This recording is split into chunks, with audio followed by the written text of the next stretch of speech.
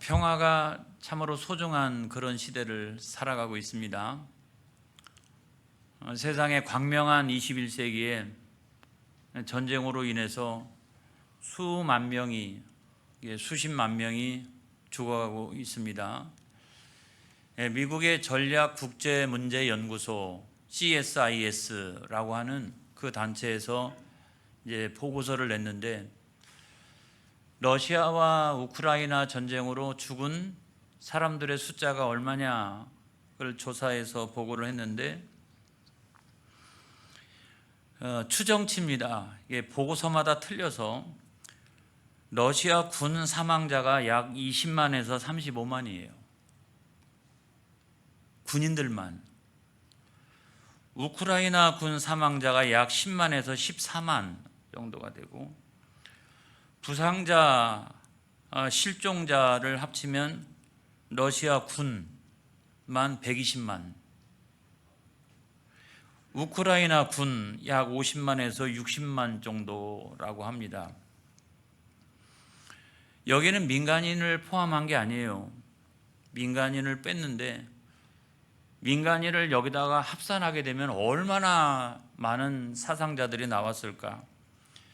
그래서 21세기의 가장 큰 전쟁 중 하나가 러시아와 우크라이나의 전쟁이다, 그렇게 이야기를 하고 있습니다. 요즘에는 뭐 중동 전쟁이 있지 않습니까? 근데 이게 어떤 한 나라와 한 나라 사이에 일어나는 전쟁이 아니라 지역 전쟁의 어떤 성격을 가지고 있죠. 첫 번째로 보면 가자 전쟁, 이스라엘과 하마스 사이의 그 전쟁, 여기서 죽은 사람이 7만 5천 명. 레바논 전쟁, 이스라엘과 헤즈볼라 사이에 약 3,400명이 죽었어요. 지금 최근에 일어나고 있는 이란 전쟁, 이스라엘과 미국 또 이란 사이의 전쟁, 현재 진행 중인데 얼마나 죽었느냐?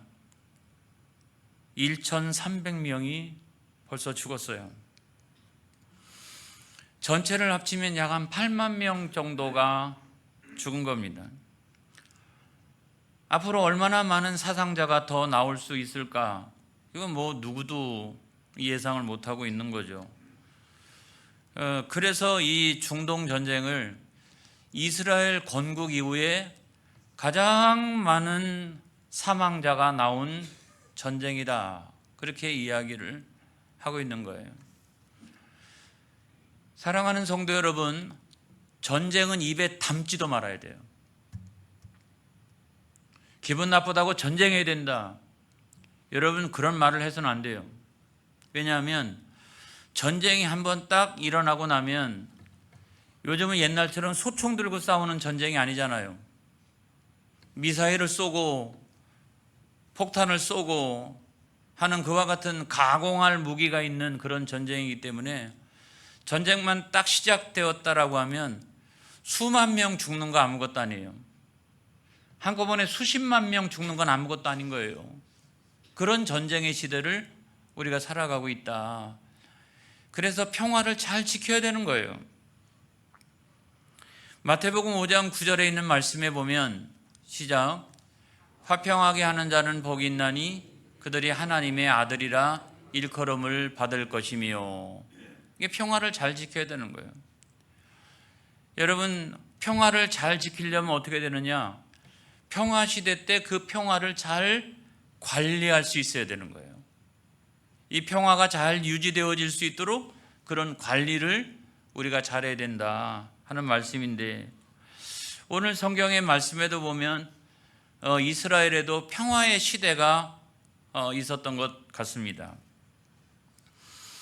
우리가 잘 알고 있는 그 사사기 3장 11절에 있는 그 말씀에 보면, 그 평화의 시대가 어느 정도였느냐?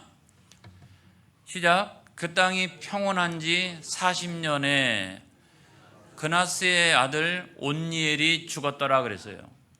가장 첫 번째 사사였던 온니엘 당시 때 평화가 40년 동안 있었대요. 할렐루야. 그러니까 40년이라고 하는 기간은 웬만한 80년 인생 살아가는 사람들에게 이 절반 정도 되는 엄청나게 긴 시간이잖아요. 이 40년 동안 그 나라에 평화가 임했어요. 근데 여러분, 거기에 반전이 일어납니다. 반전. 아주 충격적인 반전이 일어나요. 사사기 3장 12절 상반절에 있는 말씀에 보면, 자, 시작. 이스라엘 자손이 또 여호와의 목전에 악을 행하니라. 이스라엘 자손이 여호와의 목전에 악을 행함으로. 여호와의 목전에 악을 행하였다라고 하는 말은 뭐냐면 우상 숭배를 말하는 거예요. 여러분, 하나님의 입장에서 생각해 보면 애굽에서 노예살이 하던 히브리 민족을 구원해 줬잖아요. 40년 동안 광야 생활, 만나 메추라기 먹이시고 샘물이 터지게 하시고 했잖아요. 가나안 땅 공짜로 주셨잖아요. 또 사사시대 때 40년 동안 평화를 주셨잖아요.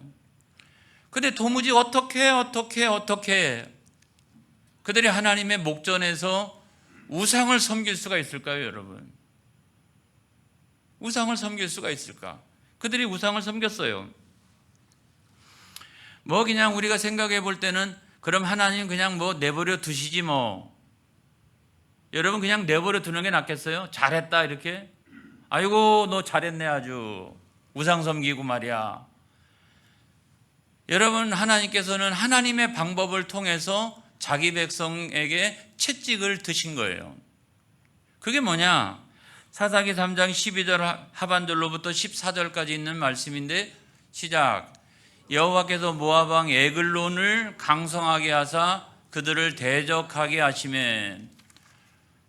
그 다음, 에글론이 암몬과 아말렉 자손들을 모아가지고 와서 이스라엘을 쳐서 종려나무 성읍을 점령한지라.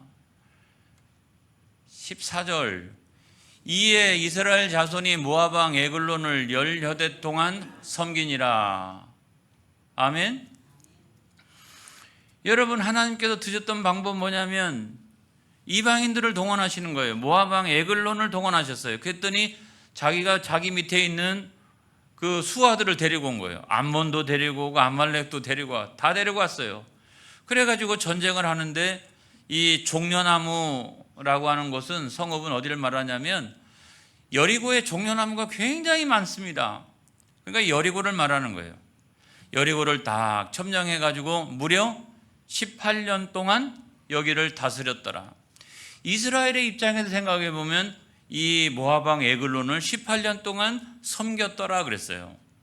섬긴 거예요. 어떻게 섬겼을까요? 어떻게 섬겼을까요, 여러분? 에글론은 어떻게 섬겼을까요? 여기 성경에 보면 가장 먼저 등장하는 게 뭐냐면 곡물이에요, 곡물. 조공이잖아요, 조공. 어떤 나라가 다른 나라를 침략해가지고 식민지로 딱 삼거나 통치를 하게 되면 그 다음부터 뺏어가는 거 있지 않습니까? 그게 조공 아니겠어요? 일제시대 같은 경우는 광물 자원 다 빼앗아가고 인적 자원 전쟁에 다 동원하고 하는 것처럼 이게 조공을 바치게 하는 거예요. 그런데 이 조공이라고 하는 말을 히브리어로 보면 이게 민하 이건데, 원래는 이 민하라고 하는 뜻이 이런 뜻을 가지고 있어요. 하나님께 드리는 예물, 하나님께 드리는 여러 소재물, 그리고 헌신을 뜻한다라고 하는 거예요. 여러분, 하나님께 드리는 이 민화를, 세상을 위하여 이 민화를 사용했다는 거죠. 이 민화를 드렸다는 거죠. 여러분, 하나님 앞에 드려야 될 그 마땅한 예배와 그 예물을 어떻게 했다? 세상의 조공으로 바치다시피 그렇게 살아갔다는 거예요. 여러분, 이때부터 평화는 깨지기 시작을 하는 거예요, 여러분. 하나님을 떠난 사람들의 비참한 현실이라는 어떤 것이냐라고 하는 걸 생각해 보면 바로 그것을 말하는 거예요. 하나님을 향해서 시간을 들이고 열정을 들이고 헌신하고 그렇게 살던 우리 인생이 어느 순간 딱 되면 어떻게? 세상이라고 하는 이 에글론, 이 에굴론을 위하여 세상의 어떤 염려와 세상의 성공과 이것을 추구하면서 자기의 모든 것들을 올인하면서 살아나가는 그런 인생으로 달라지기 시작을 한다는 거예요. 여러분, 이것이 매우 심각한 문제예요. 그러면 그것이 잘 될 것 같으냐? 성경이 우리들에게 주고 있는 교훈은 그렇지 않아요. 그렇죠? 성경이 창세기로부터 시작해서 요한계시록까지 그러면 하나님의 백성이 잘 될 것 같으냐? 여러분, 절대로 그렇지 않다. 세상의 백성들이야 그대로 살아나가면 그래도 살다가 죽으면 되는 것이지만은 하나님의 백성은 절대로 그래가지고 잘 되는 것이 아니다 라고 하는 것이 성경이 우리들에게 가르쳐주고 있는 교훈이잖아요. 이상하게 빠져나가는 거예요. 이상하게 더 들어요. 아주 인생이 이상하게 너무너무 그래요. 왜 그런지 아세요? 여러분 본질이 잘못되어 있기 때문에. 그래서 야, 이상하다, 뭔가 이상한데 그런 생각이 들기 시작을 하는 거예요. 하나님을 떠나가지고 내가 잘 될 줄 알았는데 나가서 살다 보니까 그 이상하게 잘 되는 게 아니에요. 그게 이상하다. 근데 오늘 성경의 말씀은 그 본질이 무엇인가를 우리들에게 말씀해 주고 있어요. 사사기 3장 12절에 있는 말씀을 보겠습니다. 시작. 이스라엘 자손이 또 여호와의 목전에 악을 행하니라. 이스라엘 자손이 여호와의 목전에 악을 행함으로 여호와께서 모압 왕 에글론을 강성하게 하사 그들을 대적하게 하시매. 여러분, 이스라엘 백성들은 하나님의 백성입니다. 하나님의 백성이 하나님을 떠나서 사는 걸 하나님 스스로가 용납이 안 되는 거예요. 그래서 하나님의 백성이 자기에게 돌아오도록 모압 왕 에글론을 강성하게 해서 대적하게 하셨다는 거예요. 이 이야기가 우리들에게 매우 많은 것들을 시사해 줍니다. 여기 등장하고 있는 에글론은요, 단순히 모압 왕이 아니에요. 여러분, 단순히 모압 왕이 아니다. 사사기 3장 17절에 있는 말씀에 보면 시작. 곡물을 모압 왕 에글론에게 바쳤는데 에글론은 매우 비둔한 자였더라. 여기서 핵심적인 키워드가 뭐냐면 저 비둔한 자였다는 거예요. 에글론은 비둔한 자였다는 거예요. 그래서 우리가 이거를 히브리어로 찾아보게 되면 이 비둔한 자, 비둔하다라고 하는 것은 히브리어로 바리. 이건 뭐 우리가 잘 알잖아요. 살찌다, 기름지다, 뭐 이런 것으로 이야기하지만 영적으로 보면 뭐냐면 이 에글론은, 이 세상을 통치하는 어떤 이 에글론은 탐욕으로 가득하다 또는 탐욕으로 가득한이라고 하는 뜻을 가지고 있어요. 그러니까 이 에글론을 우리가 해석을 할 때 그냥 모압 왕이 쳐들어와 가지고 우리 지배해서 18년 동안 이런 게 아닌 거예요. 탐욕으로 가득한 왕이니까 권력인 거죠. 권력. 탐욕으로 가득한 권력이 18년 동안 이 나라를 통치했다는 거예요. 그러니까 외적으로 보면 무슨 얘기가 되는 거예요? 탐욕으로 가득한 세상 권력 이런 거예요. 탐욕으로 가득한 세상의 권력이기 때문에 우리 역시도 그렇지 않으면 살아갈 수가 없는 거죠. 그 통치와 지배 아래서 살아가고 있기 때문에 우리도 비슷한 마인드를 갖지 않으면 이 세상에 도무지 살아갈 수가 없는 거예요.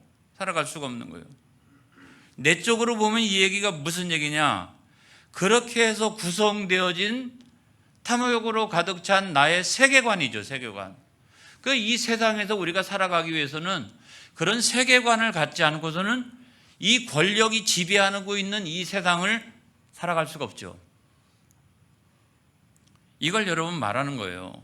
그래서 그걸 갖고 히브리어에서는 뭐라고 얘기하냐면 그걸 바리, 이렇게 우리들에게 이야기하고 있다는 거예요. 목사님, 정말 그 말이 맞는 것 같아요. 에글론이 나를 지배하고 있는 것 같아요. 교회 와서 신앙생활 할 때는 그래도 내가 하나님 섬기는 것 같았는데 그 시간은 아주 잠깐이고 내가 나가서 이 세상에서 살아나갈 때는 역시 나를 지배하고 있는 것은 하나님이 아니고 내가 가만히 내 자신을 생각해 보면 나를 지배하고 있는 것은 에글론 같아요. 목사님, 에글론 같아요. 내가 그렇게 살고 있는 것 같아요. 그렇게 살고 있는 것 같아요. 여러분, 그것이 우리들의 현실 아니겠습니까? 그렇죠?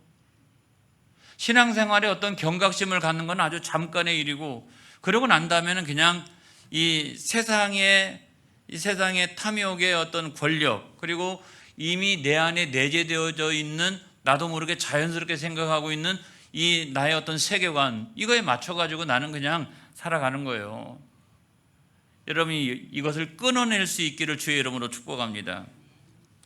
하나님의 백성은 그러면 어떻게 잘 되느냐? 하나님 의지하면 잘 되는 거예요. 하나님의 백성은 그러면 세상에서 어떻게 살아가요, 목사님? 어떻게 살아가죠? 여러분, 하나님 의지하시기를 주의 이름으로 축복합니다. 여러분들을 기름지게 하고 넉넉하게 하고 풍성하게 하고 잘되게 하실 줄로 믿습니다. 여러분, 하나님께 승부를 내세요. 신앙생활에서 온전함이 있기를 주의 이름으로 축복합니다. 여러분, 하나님께서 세상에 그 어떤 것보다도 물 붓듯이 부어주시고 승리하도록 인도해 주시는 거예요. 여러분, 그 사실을 믿으시기를 바라요. 그런데 이제 그 에골론의 통치를 따라가지고 18년 동안 가만히 이제 그렇게 생활하다 보니까, 아니 무려 18년이잖아요. 이 기간 동안을 지내다 보니까 이제는 정신이 번쩍 들지도 않아요. 웬만한 설교 갖고는 정신이 번쩍 안 들어요. 그러니까 하나님 앞에 무슨 어떤 부흥회나 또는 웬만한 예배 갖고는 이게 내 마음이 꿈쩍도 안 해요. 한 18년쯤 그렇게 그 통치하에 살아가다 보니까 내 마음에 어떤 긴장감도 없고 말이죠. 내가 정신 차려야 되겠다는 생각도 전혀 없고 그냥 이대로 살아나가는 거예요. 그냥 교회 와서는 하나님 잘 섬기고 문 열고 나가면 그냥 에글론 잘 섬기며 다음 주에 오면 또 하나님 다 섬긴다라고 그러고 또 살아나갈 때는 또 에글론 섬기면서 막 그렇게 살아나가는 거예요. 이게 잘못됐다는 생각도 안 들어요. 그렇죠? 내 마음속에 내가 막 이제 정신 차려야지 이거 큰일 나겠어. 이런 생각조차도 들지 않는 그런 상태가 되어진다는 거죠. 어떻게 하면 좋을까요, 여러분? 시편 50편 15절에 있는 말씀에 보면 시작. 환난 날에 나를 부르라. 내가 너를 건지리니 내가 나를 영화롭게 하리로다. 아멘. 내 힘으로는 안 되는 거예요. 하나님, 내가 오늘 설교를 들어보니까 그런 것 같아요. 정말 내 마음의 양심에다가 손을 얹고 제가 생각해 보니까 그런 것 같아요. 근데 하나님, 내 힘으로는 도무지 안 돼요. 내 안에 찌들어 있는 이 세계관과 이런 것들 때문에 도무지 안 돼요. 하나님 나를 여기서 건져 주시옵소서. 할렐루야. 그래서 내가 에글론을 쫓아서 살아가는 삶이 아니라 어떻게? 하나님을 의지하는 삶이 되게 하시고 하나님 앞에 영광 올려드리는 삶이 되게 하여 주시옵소서. 하나님, 나를 그렇게 변화시켜 주시옵소서. 할렐루야. 내 힘으로는 안 됩니다. 주님이 역사하여 주시옵소서. 이 시간 성령으로 역사하여 주시옵소서. 내 마음을 주장하여 주시옵소서. 여러분, 내 능력으로 안 돼요. 여러분, 하나님의 능력을 의지해야 될 줄로 믿습니다. 그랬더니 하나님께서 이스라엘 백성들이 막 그렇게 부르짖었더니 하나님이 구원자를 세워주셨다. 할렐루야. 구원자를 세워주셨어요. 그래서 사사기 3장 15절 상반절에 있는 말씀에 보면 시작. 이스라엘 자손이 여호와께 부르짖음에 여호와께서 그들을 위하여 한 구원자를 세우셨으니 그는 곧 베냐민 사람 게라의 아들 왼손잡이 에웃이라. 그래서 에웃이라고 하는 왼손잡이를 구원자로 세워주신 거예요. 왜 하필이면 그냥 왼손잡이를 세웠을까요? 이 왼손잡이라고 하는 뜻이 히브리어로 보게 되면 이런 거예요. 이테르 야드 예미노. 이건 뭐냐면 왼손잡이가 됐던 것은 뭐냐면 오른손이 묶여있기 때문에 그런 거예요. 오른손이 이렇게 제한이 되어 있는 거예요. 오른손에 어떤 결핍이 있는 거예요. 이 약점이 있는 거예요. 이 약점이 있기 때문에 왼손잡이로 살아갈 수밖에 없는 것을 말하는 거예요. 이게 얼마나 약점이 많겠어요. 약점이 많죠. 근데 하필이면 베냐민 지파에서 이 에웃은 이 베냐민 지파는 오른손의 아들이라는 뜻이에요. 이 오른손의 아들 되는 지파에서 뭐가 나온 거예요? 왼손잡이가 나온 거예요. 이게 말이 안 되지 않습니까? 근데 여러분, 이것은 우리 각자가 다 가질 수 있는 어떤 약점 중 하나라는 거예요. 저는 약점이 없겠어요?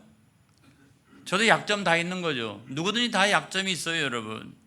약점이 있는 건데 문제는 뭐냐면 그 약점이 세상에서는 에웃을 볼 때 어떻게 봐요? 결핍된 사람, 제한된 사람, 이런 사람으로 보는데 하나님께서는 에웃을 어떻게 보세요? 내가 너를 사랑한다 이렇게 보시는 거죠. 나는 너를 위하여 엄청난 계획을 갖고 있다. 안 그래요 여러분? 엄청 이 왼손잡이가 하나님의 엄청난 계획을 갖고 있으리라고 하는 건 아무도 생각 안 했어요. 누가 생각을 했을까요? 에웃 자신도 생각을 안 했을 거예요. 그런데 하나님의 놀라운 구원의 역사에 쓰임받게 된 줄로 믿습니다.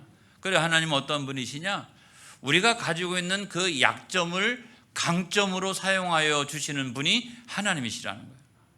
그러니까 여러분, 무슨 강점만 있는 사람을 하나님이 사용하시는 건 아니에요. 오히려 내 약점을 통해서 강한 자를 부끄럽게 하시고, 중요한 것은 하나님과의 관계가 중요한 거예요, 여러분. 할렐루야, 할렐루야. 자, 그래서 하나님께서 이 약점이 많은 에웃을 어떻게 하나님의 구원의 역사에 크게 사용하여 주셨다면 저와 여러분도 마찬가지죠. 하나님 나를 그와 같이 사용하여 주시옵소서. 할렐루야. 그래서 우리가 에글론을 잘 봐야 돼요, 여러분. 우리는 문만 열고 나가면 에글론 만나요, 그렇죠? 에글론을 잘 봐야 돼요. 에글론은 축복의 대상이 아니에요, 여러분. 에글론은 심판의 대상이라고 하는 사실을 여러분 믿으시기 바랍니다. 심판의 대상인 거예요. 그래서 사사기 3장 그 19절에 있는 말씀에 보면 이런 말씀이 있지 않습니까? 시작. 자기는 길갈 근처 돌 뜨는 곳에서부터 돌아와서 이르되 왕이여 내가 은밀한 일을 왕에게 아뢰려 하나이다 하니 왕이 명령하여 조용히 하라 하며 모셔 선 자들이 다 물러간지라. 그러니까 에웃이 왕한테 내가 조용히 이렇게 공물 다 바치고 그러고 나면 내가 조용히 이렇게 드릴 말씀이 있다고 하니까 무슨 또 반두지 마시지 말지 이러면서 뭐 뇌물이라도 줄 것처럼 이렇게 나오니까 그러면 다 물리고 난 다음에 그 내가 이걸 받으려고 이제 생각을 하고 있었던 거죠. 그런데 여러분 에웃은 거기 가가지고 은밀한 일이라고 했어요. 은밀한 일. 여러분 이거 놀라운 키워드예요. 자, 이걸 히브리어로 보면 이런 말이에요. 히브리어로 보면 데바르세테르라고 하는 말인데 단순히 은밀한 일뿐만 아니라 비밀스러운 말씀. 내가 너한테 들어가가지고 비밀스러운 하나님의 말씀을 전할 거야. 그래가지고 칼을 한 규빗이니까 이 정도 되는 칼이죠. 이거를 오른쪽 허벅지에다 숨기고 들어가가지고 그걸 가지고 그 안에 들어가가지고 찔러서 죽였다는 거예요. 잔인하다 이렇게 생각하시는 분은 이 말씀이 잘 이해가 안 되시는 분이에요. 그게 아니라 그 은밀한 일이라는 거예요. 그게 바로 하나님의 비밀스러운 말씀이라는 거예요. 이 에글론은 축복의 대상이 아니라는 거예요. 이 에글론은 뭐예요? 심판의 대상이라는 거예요. 여러분 여기에 십자가의 복음이 있는 줄로 믿습니다. 십자가의 복음 뭐냐면 에웃같이 연약한 자를 들어서 하나님은 어떻게? 에글론을 심판하시고 그 다음에 순한 양 같은 예수님을 십자가 위에서 하나님은 들으셔서 어떻게? 원수마귀를 심판하시고 할렐루야. 그래서 우리가 신앙생활 할 때 뭐가 중요하냐면 이 은밀한 일, 하나님의 비밀스러운 말씀, 이것에 칼을 갈고 있어야 돼요. 칼을 늘. 세상과 싸워서 우리가 어떻게 이길 수 있느냐?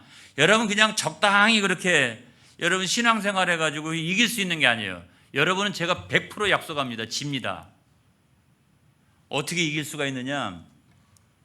너는 뭐 세상의 모든 비둔한 거 다 갖고 있지만 나는 비밀스러운 하나님 말씀 갖고 있어.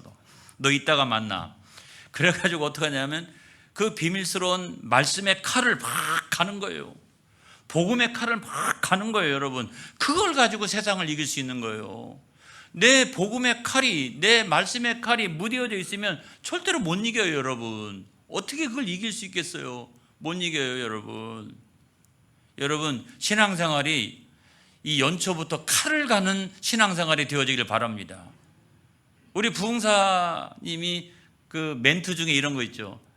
아이고 어쩌자고 얼굴이 이 모양이냐. 이런 말 있지 않습니까? 벌써 1월달, 2월달, 지금 3월달 지나가고 있는데 아직도 그냥 그런 얼굴 갖고 있으면 안 돼요. 어떤 얼굴? 칼을 가는 그 얼굴. 신앙생활에 칼을 갈고 말씀에 칼을 갈고 복음에 칼을 가는 그런 얼굴을 가지고 내가 올 한 해는 꼭 승리하리라. 할렐루야. 이 원수마귀와 싸워서 내가 승리하리라. 그런 마음을 가지고 여러분 신앙생활해야 될 줄로 믿습니다. 히브리서 4장 12절에 있는 말씀에 보니까 시작. 하나님의 말씀은 살아있고 활력이 있어 좌우의 날선 어떤 검보다도 예리하여 혼과 영과 관절과 골수를 찔러 쪼개기까지 하며 또 마음의 생각과 뜻을 판단하나니 이 내 세계관을 어떻게 이기냐고요. 이거예요. 이런 세상을 내가 어떻게 이기냐고요. 하나님의 말씀으로 꽉 찔러야지. 내 영혼을 찔러가지고 쪼개야지. 그래야 정신이 바짝 나고 신앙생활을 제대로 할 수 있는 거예요. 칼 가는 신앙생활이 되어지기를 주님의 이름으로 축복합니다. 그러고 난 다음에 나팔을 부는 거예요. 나팔을 불어요. 마지막 결론은 우리가 나팔을 부는 거예요. 그리고 평화를 선포해야 되는데 사사기 3장 27절에 있는 말씀에 보면 시작. 그가 이르러 에브라임 산지에서 나팔을 불매 이스라엘 자손이 산지에서 그를 따라 내려오니 에훗이 앞서가며 그랬어요. 에훗 한 사람이 정신 차리니까 구원자로 딱 세워지니까 이스라엘 백성이 정신 차려가지고 쭉 따라오는 거예요.